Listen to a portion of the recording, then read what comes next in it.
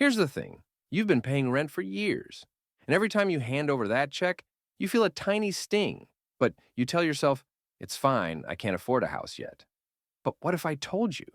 Even if you can afford a house, this renting mindset might be quietly keeping you poor.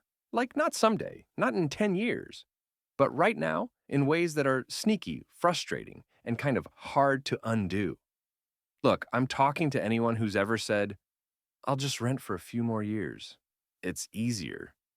That's literally how people with decent incomes end up decades behind in wealth. And today, I'm going to break down exactly why it happens and how you can fix it. My name is Sam, and I spend way too much time thinking about why people stay financially stuck. If you're someone who's working hard, making a decent income, but still watching your bank account barely grow, make sure to hit the subscribe button and give this video a thumbs up if this helps you out. Today, we're talking about the renting mentality. Why it's not just about paying rent, but about a mindset that quietly prevents you from building wealth. Here's what most people don't realize. Renting isn't just about money. It's a mindset. When you rent, you're used to a very short-term thinking pattern. You see your home as a monthly expense, not a long-term asset. Look, according to the U.S. Census Bureau, the average American renter spends about $1,200 a month on rent. That's $14,400 a year. Over 10 years, that's $144,000. Gone, never coming back. Now, I know what you're thinking. Sam, but houses are expensive. I can't afford a mortgage. Sure, here's where it gets really interesting. Even if you can afford a mortgage, say, $1,300 a month, including taxes and insurance, you're actually building equity. That same $1,300 isn't disappearing. It's investing in your future self. The renting mentality keeps you trapped in thinking, I'm just paying for a place to live. But here's the math most people ignore. That $144,000 over 10 years, you could easily convert it into a house you own outright, or a property that appreciates in value, plus any forced savings through mortgage principal payments. Here's the psychology part. Humans are wired to avoid risk and uncertainty. Renting feels safer because you don't have to worry about repairs, property taxes, or market crashes. You tell yourself, I'm flexible, I can move anytime. But here's the irony. That flexibility comes at a huge cost. You're essentially paying a safety premium to someone else, while watching your potential wealth shrink. And here's what most people don't realize. There's something called loss aversion. People hate losing money more than they enjoy gaining it. Renting tricks your brain into thinking you're avoiding risk. But in reality, you're losing out on long-term wealth every month. Think of it like this. Renting is like paying someone to train for a marathon you never run. It feels okay at the moment. But decades later, you're looking back wondering why you never crossed the finish line. Let's do some real numbers, because that's where it hits home. Imagine you're renting a $1,500 per month apartment. Over 10 years, that's $180,000 gone. Now, let's say you buy a house for $250,000 with a 20% down payment, $50,000, and a mortgage of $1,300 per month. Here's what happens. Each month, part of your mortgage goes to interest, but part goes to the principal. After 10 years, you've actually paid down around $60,000 of your mortgage.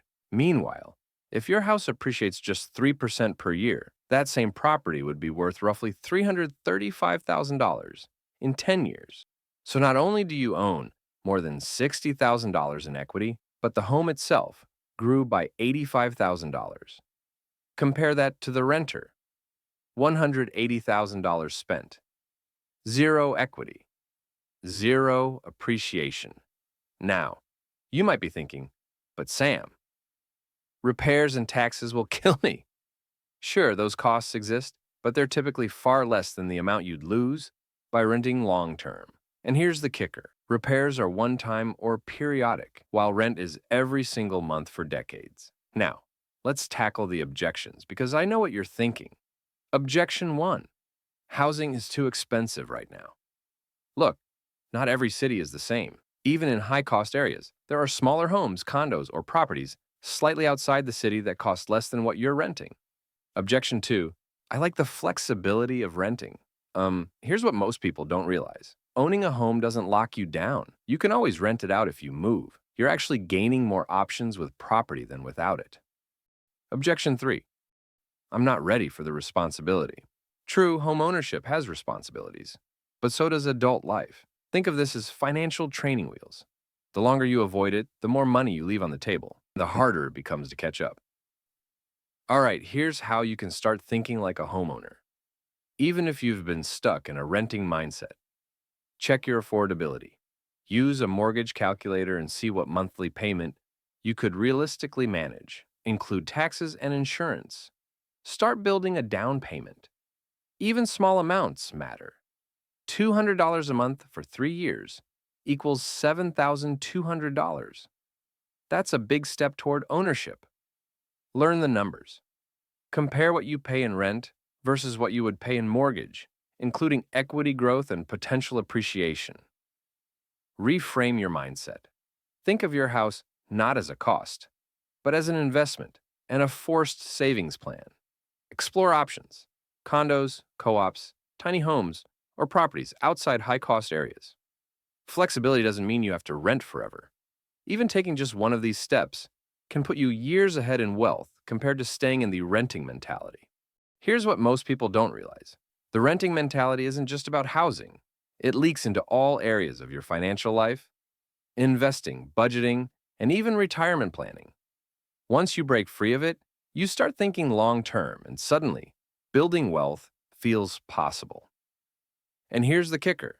Those who shift from renting to owning even 5 years earlier than their peers often end up hundreds of thousands of dollars ahead. That's not luck. That's math and mindset combined. So, if you've been renting and thinking, I'll just wait a little longer, I want you to rethink that. Your future self will thank you for starting now. Look at the numbers, change the mindset, and take one small step toward ownership today. If this video helped you see the renting trap clearly, hit that subscribe button for more money insights. Give this video a thumbs up and share it with a friend who needs to hear this. Remember, building wealth isn't about luck.